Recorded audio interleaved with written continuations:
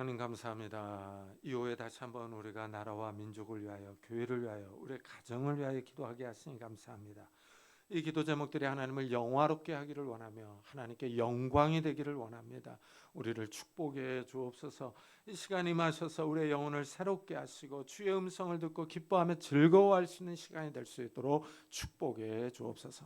감사드리며 예수 그리스도의 이름으로 기도드리옵나이다. 아멘. 하나님의 말씀은 에베소서 3장입니다.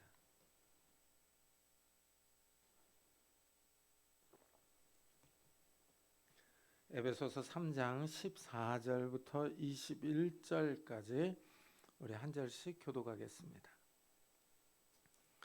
에베소서 3장 14절부터 21절까지 한 절씩 교독하겠습니다. 이러므로 내가 하늘과 땅에 있는 각 족속에게 그의 영광의 풍성함을 따라 그의 성령으로 말미암아 너희 속사람을 능력으로 강건하게 하시오며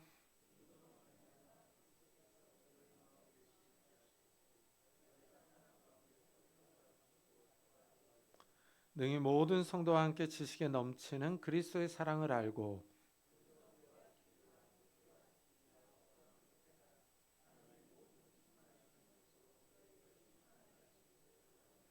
우리 가운데서 역사하시는 능력대로 우리가 구하거나 생각하는 모든 것에 더 넘치도록 능히 하실 이에게 교회 안에서와 그리스도 예수 안에서 영광이 대대로 영원무궁하기를 원하노라. 아멘.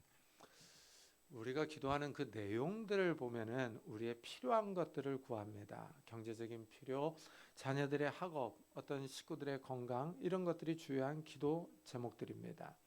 우리 삶에 필요한 기도 제목들이죠. 근데 우리 기도 제목들을 가만히 보면은 주로 이제 좀 외형적인 것들을 많이 간구합니다. 그런데 이 에베소서에 나타난 사도 바울의 기도 제목을 보면은 이 사도 바울은 주로 내면적인 것을 위해 기도해요. 그래서 우리 기도와는 좀 다른 모습을 볼 수가 있어요. 이 바울이 에베소 교회 성도들을 위해서 1장에서 이렇게 기도를 했어요. 지혜와 계시의 영을 주셔서 하나님을 알게 해 주십시오. 이렇게 기도를 합니다. 이 지혜와 계시의 영을 달라고 기도를 해요. 그러더니 또 마음의 눈을 떠서 하나님의 부르심의 소망을 알게 해달라고 기도를 합니다. 이 마음의 눈을 뜨게 해달라 이렇게 기도를 했어요. 참 이 바울의 기도가 상당히 영적이며 내면적이죠. 우리의 기도와는 좀 다른, 우리의 기도에는 좀 외형적인 데 치중하는데 이 내면적인 것을 갖다가 치중하고 있는 이런 모습을 봅니다. 오늘 우리가 읽은 말씀도 이 사도 바울이 에베소 교회 성도들을 위해서 기도하는 두 번째 기도 내용이에요. 이 바울이 기도를 하는데 무릎을 꿇고 기도한다고 그러죠. 참 이 바울이 이 에베소 교회를 위해서 기도하는데 무릎을 꿇고 기도를 합니다. 참 이 성경에서 보면은 이 기도하는 자세가 아주 다양하게 나와요. 이 자유롭습니다. 서서 기도하는 사람이 있는가 하면 이 길거리에서 기도하기도 합니다. 성전에서 기도하기도 하죠. 참 이것을 보면 우리는 하나님 앞에 자유롭게 나아갈 수가 있어요. 서서 기도할 수도 있고 앉아서 기도할 수도 있고 누워서 기도할 수도 있습니다. 눈을 뜨고 기도할 수도 있죠. 근데 사도 바울은 무릎을 꿇고 기도합니다. 참 하나님 앞에 자신의 소원을 아뢰는데 정말 간절하게 아뢰는 거예요. 겸손하게 구하는 겁니다. 참 이 기도의 자세가 이 바울의 마음가짐을 잘 보여주고 있습니다. 하나님의 은혜를 간절히 구하는 이런 모습이죠. 하나님의 도우심이 꼭 필요하다는 겁니다. 그렇다면 이제 바울이 이렇게 간절히 기도하는 내용이 뭐냐는 거예요. 첫째, 이 속사람을 위해서 기도합니다. 이게 참 특이하죠. 16절을 한번 봐보세요. 그의 영광의 풍성함을 따라 그의 성령으로 말미암아 너희 속사람을 능력으로 강건하게 하시오며, 그렇죠? 이 속사람의 건강을 위해서 기도를 하고 있어요. 우리는 이 육체의 건강을 위해서 자주 기도를 하는데 참 이 속사람을 강건하게 해달라고 그래요.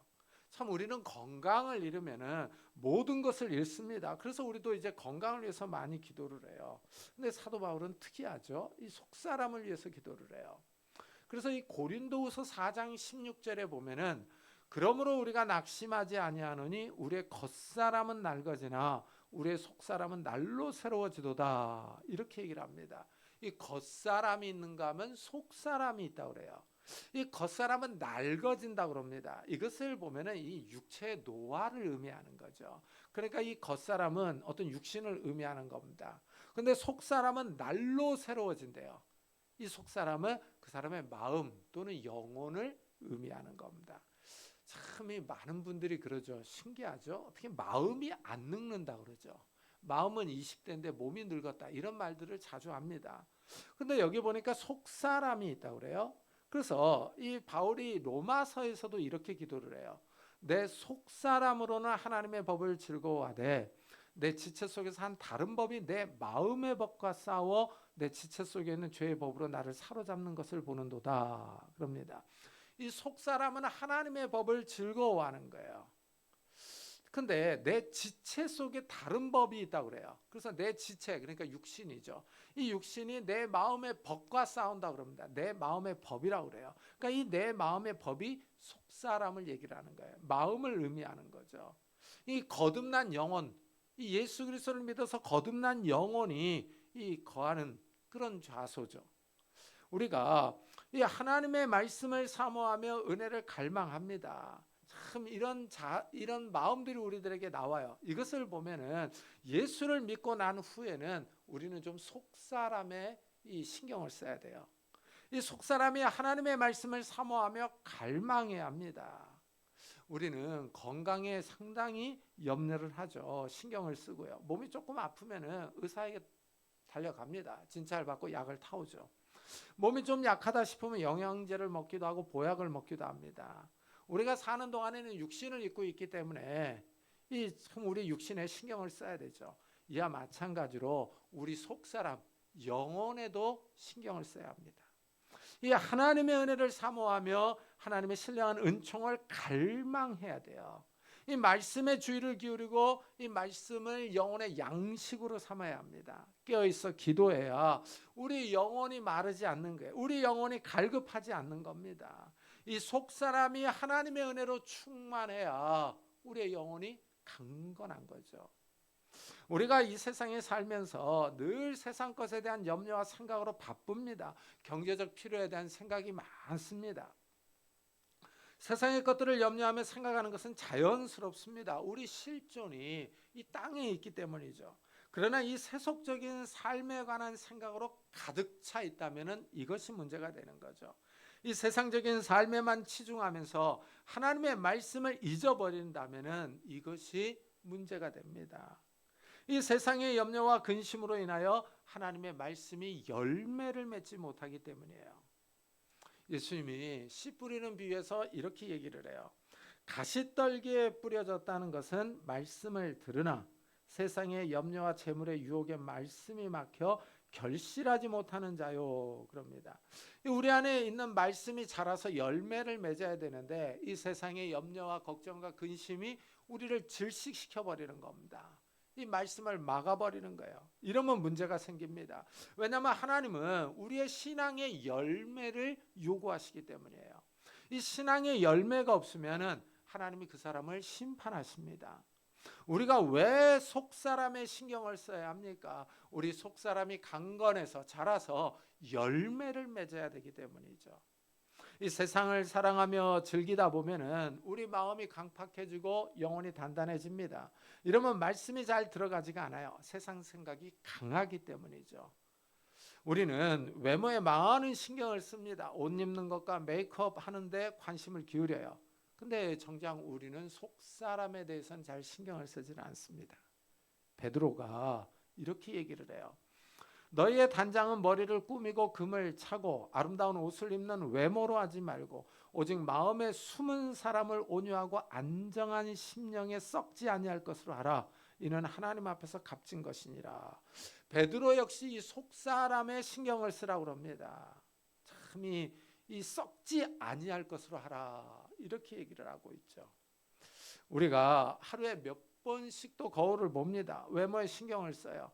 이 외모에 관심을 갖는 거예요. 현대 사회를 살아가는 사람들의 필수 사항이죠. 이것이 나쁘다는 것이 아니라 외모에 관심을 기울이는 만큼 영적인 일에도 관심을 두라 하는 겁니다. 외모는 아주 신경을 많이 써서 멋있습니다. 그러나 속사람은 삐쩍 말라가는 거예요. 하나님의 말씀을 듣지 못하여 은혜가 없습니다. 속사람은 강팍하고 조급함에 신경질적입니다. 이러면 문제가 되는 거예요. 하나님은 우리의 중심을 보십니다. 속사람을 보세요.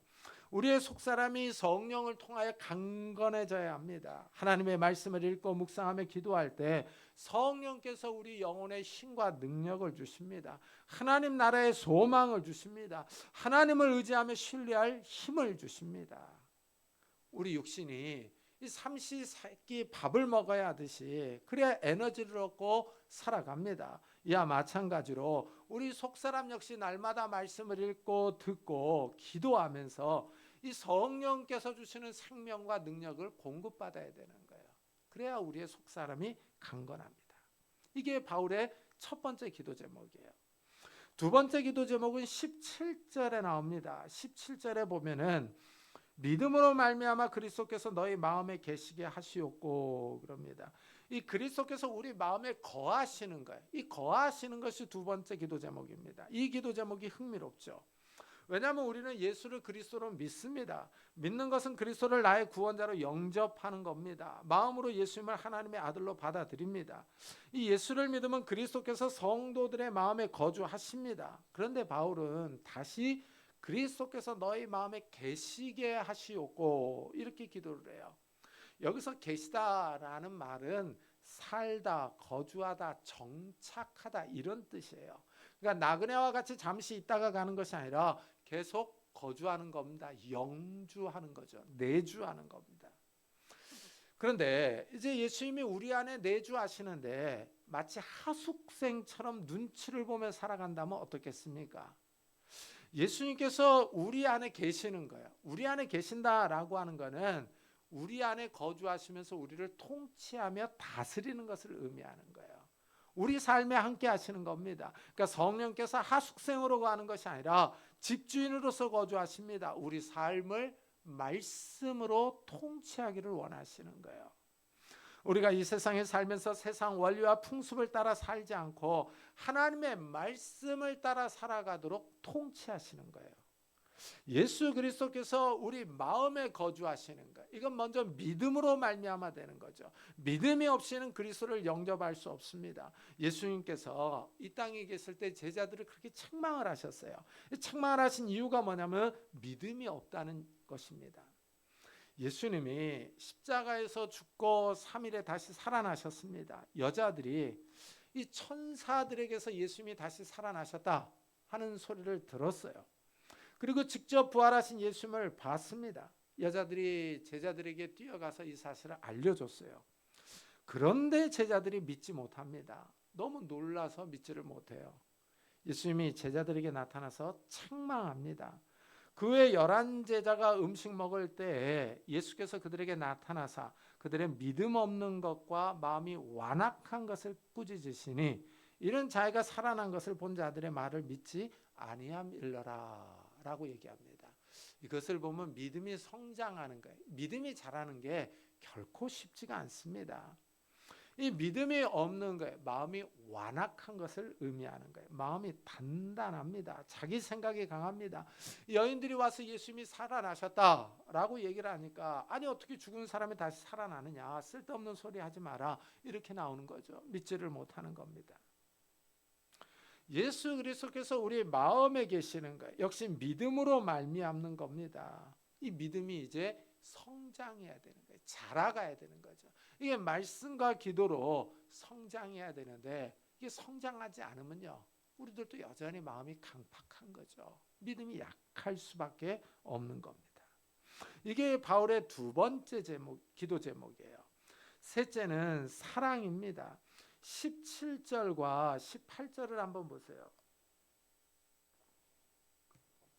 너희가 사랑 가운데서 뿌리가 박히고 터가 굳어져서 능히 모든 성도와 함께 지식에 넘치는 그리스도의 사랑을 알고 그 너비와 길이와 높이와 깊이가 어떠함을 깨달아. 그러죠? 이 사랑을 이 나무에다가 먼저 비유를 해요. 뿌리가 박히고 그러죠? 이 나무의 뿌리가 박히는 것에다가 이 비유를 하고 있는 거예요. 이 나무는 겉으로 드러난 것보다 밑으로 뻗어나는 것이 더 깊다고 그러죠. 이 뿌리가 깊이 뻗어나가야 든든하게 서 있습니다. 우리 속사람은 믿음으로 그리스도를 거하게 하는 거예요. 그러면서 자라나는 거죠. 그러면서 우리의 생활이요, 삶이요, 이 삶을 사랑으로 행동을 하는 겁니다.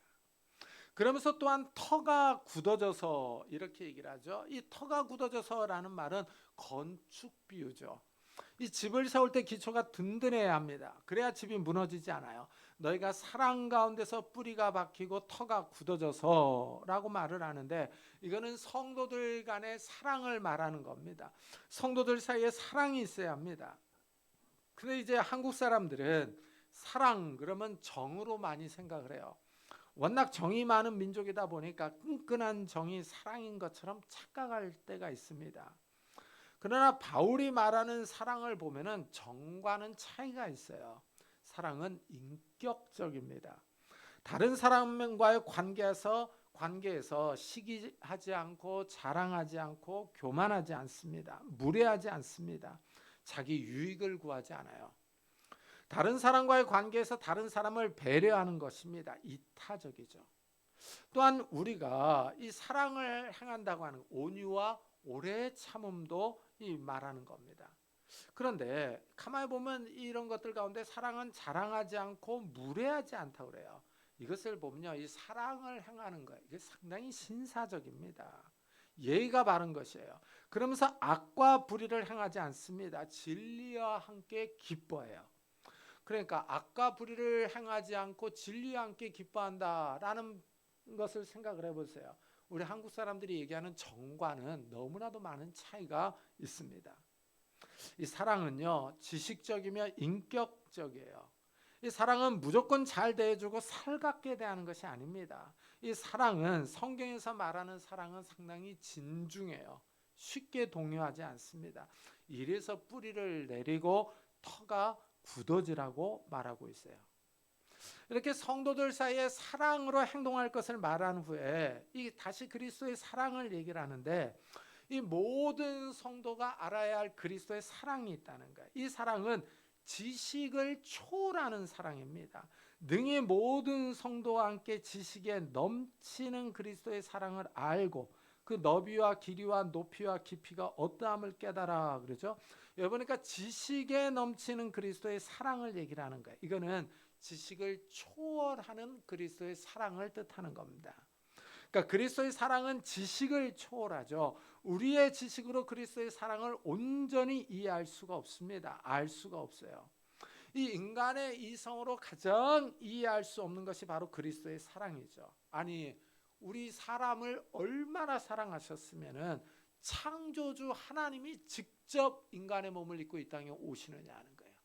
우리를 만드신 하나님이 육신을 입고 이 땅에 오셨어요. 그리고 십자가에서 고통을 받고 돌아가셨습니다. 어떻게 이 인간의 이성으로 이런 이 그리스도의 사랑을 이해할 수 있느냐 하는 거예요. 정말 하나님께서 우리를 구원하시기 위해서 하나님이 죽는 방법 외에는 없었느냐 하는 겁니다. 참, 이 창조주 하나님이 인간의 몸을 입고 오셔서 십자가에서 그 모든 고난과 고통을 다 당하셨어요. 이것이 그리스도의 사랑이에요. 지식으로 이해하기 어려운 일입니다. 이래서 바울이 지식을 초월한 그리스도의 사랑이다 이렇게 표현하는 거예요. 참, 하나님이 이 나를 사랑하신 거예요. 이거는 우리의 지식을 초월하는, 이성을 뛰어넘는 겁니다. 우리는 그리스도의 십자가 사랑의 깊이와 높이, 넓이와 길이를 잘 이해하지 못합니다. 그러나 십자가의 사랑이 우리를 꽉 붙잡고 있는 거예요. 우리 삶의 십자가에서 나타난 그리스도의 사랑이 우리를 계속 인도합니다. 그리스도의 사랑이 우리를 강권합니다. 이래서 바울이 이렇게 선언을 해요. 내가 확신하노니 사망이나 생명이나 천사들이나 권세자들이나 현재일이나 장래일이나 능력이나 높음이나 깊음이나 다른 어떤 피조물이라도 우리를 우리 주 그리스도 예수 안에 있는 하나님의 사랑에서 끊을 수 없으리라 라고 선언합니다. 그러니까 이 땅에 있는 모든 것들이 그리스도의 사랑에서 우리를 끊을 수 없다라고 선언을 하고 있어요. 참, 정말 하나님의 사랑은 우리의 이성으로 지식으로 다 이해할 수 없는 사랑이다라고 하는 것을 여기서 알 수가 있는 겁니다. 바울이 이런 사랑을 알게 해달라고 기도를 하고 있어요. 이것이 세 번째 기도 제목입니다. 네 번째 기도 제목은요, 19절에 나와요. 하나님의 모든 충만하신 것으로 너에게 충만하게 하시기를 구하노라. 우리가 하나님의 충만함으로 채워지도록 기도를 하는 거예요. 하나님의 충만함이 무엇인지 궁금합니다. 우리는 피조물이며 하나님은 창조주예요. 따라서 우리가 하나님의 충만함으로 채워진다는 것은 우리가 하나님과 같이 된다는 것이 아니라 하나님을 닮아가는 겁니다. 하나님의 성품을 닮아가는 거예요. 우리 자신을 쳐서 복종케 함으로 하나님의 성품에 참여하는 겁니다. 급하고 성질 잘 내고 삐지고 이러는 우리의 마음들을 좀 쳐서 이 하나님의 성품을 닮아가는 거예요. 남을 비난하고 참 남의 잘못을 잘 지적하고 이런 것들이 그리스도의 사랑과 포용, 이해 이런 것들을 닮아가는 거예요. 참 이 성도들은 하나님의 성품을 닮아가야 합니다. 우리가 하나님의 자녀이기 때문이죠. 하나님의 백성이기 때문입니다. 하나님의 온전하신과 같이 우리도 그의 온전을 본받아가는 겁니다. 이렇게 네 가지 기도 제목을 다 말한 후에 바울이 이제 이 기도를 마치고 하나님께 영광을 돌려요. 근데 이 영광을 돌리는 표현도 아주 흥미롭습니다. 여기 보니까 우리 가운데 역사하시는 능력대로 우리가 구하거나 생각하는 모든 것에 더 넘치도록 능히 하실 이에게 하고 표현하고 있어요. 그러니까 우리가 간구하고 생각하는 것 이상으로 채워주실 수 있는 능력이 있다라고 말씀을 하고 있어요. 우리가 섬기는 하나님이 어떤 분인지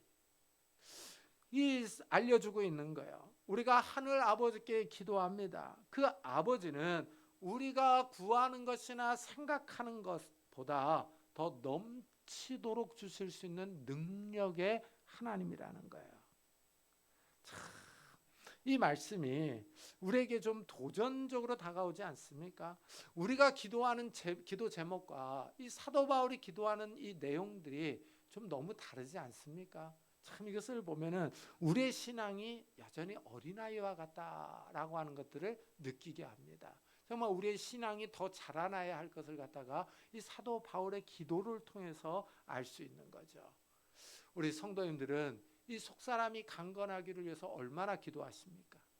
그리스도의 사랑을 알게 해달라고 얼마나 간구를 하고 계세요. 우리는 그저 그냥 먹고 사는 것 여기에만 이 초점을 맞춰서 기도하지 않습니까? 이것도 중요하죠. 일용할 양식을 위해서 기도하라고 하셨으니까요. 그리고 우리의 삶의 이 실존이 이 땅에 있기 때문에 우리가 필요한 것들을 위해서 간구해야 합니다. 그러나 또한 우리의 속사람이 강해지는 거예요. 그리스도의 사랑을 알고 우리의 신앙이 성장해서 열매를 맺는 거예요. 이게 얼마나 중요한 일이냐 하는 거예요. 이 신앙의 열매를 맺어야 하나님의 심판을 받지 않아요. 우리가 열매를 맺기 위해서는 우리의 속사람이 강건해져야 됩니다. 우리의 속사람이 강건해지는 성도님들이 되시기를 예수 그리스도의 이름으로 축복합니다. 기도하겠습니다. 우리 한번 들은 말씀을 생각하면서 정말 우리가 이 속사람이 강건해지게 해달라고, 우리가 날마다 말씀을 읽고 묵상함으로 우리의 믿음이 성장하게 해달라고, 우리의 기도 제목들이 정말 그리스도의 사랑을 더 풍성하게 알게 해달라고 우리 한번 자기 자신을 위해서 같이 기도하고 예배 마치도록 하겠습니다. 하나님 아버지 감사를 드립니다.